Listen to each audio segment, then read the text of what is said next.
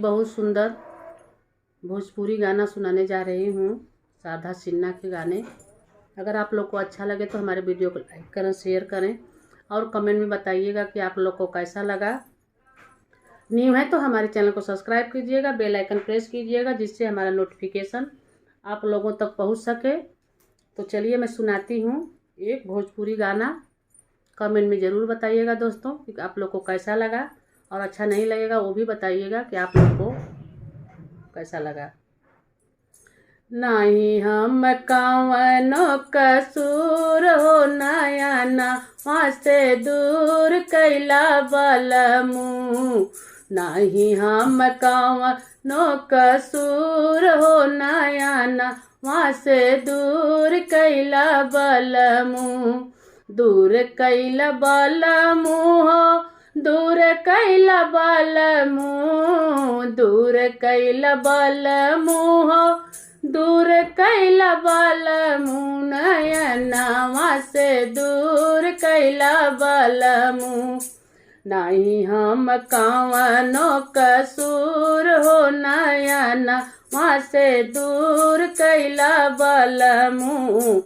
फिर तू आई बाहुजूर हो, नयना वहाँ से दूर कैला बलमू।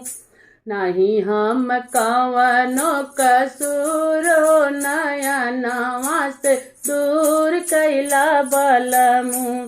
सोने की थाली में जेवना परोसली, सोने की थाली में जेवना परोसली। नयनवा से दूर कैला बलमू।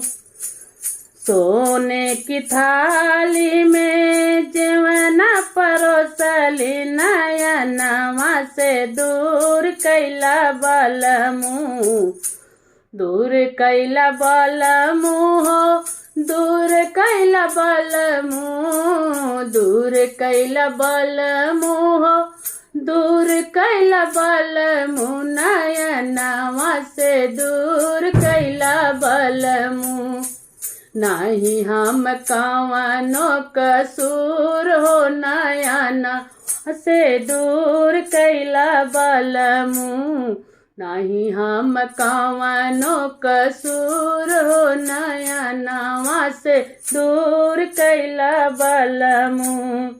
फूलवा में चुनी चुनी से जिया लगवली, फूलवा में चुनी चुनी से जिया सजवली। नयनवा से दूर कैला बलमू।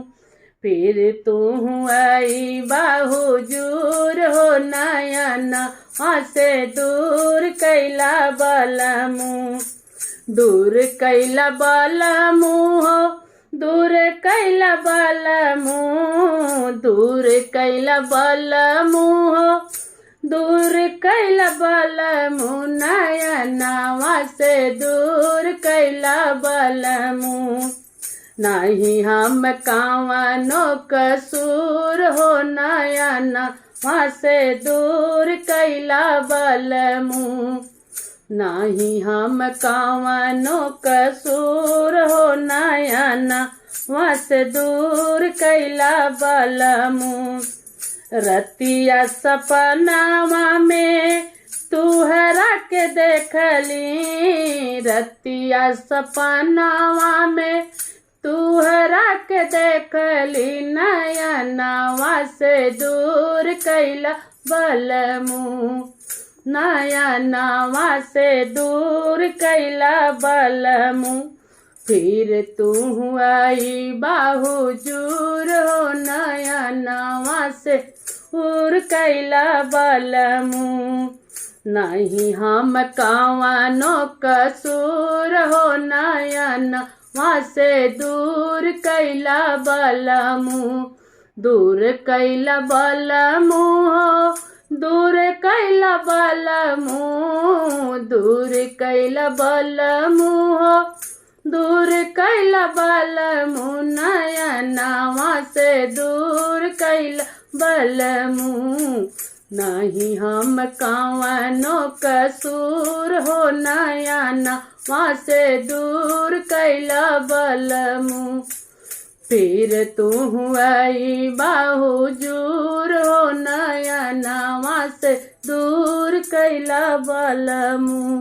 फिर तू आई बाहुजूर हो नयना वहाँ से दूर कैला बलम। नयना वहाँ से दूर कैला बलमू। नयना वहाँ से दूर कैला बलमू।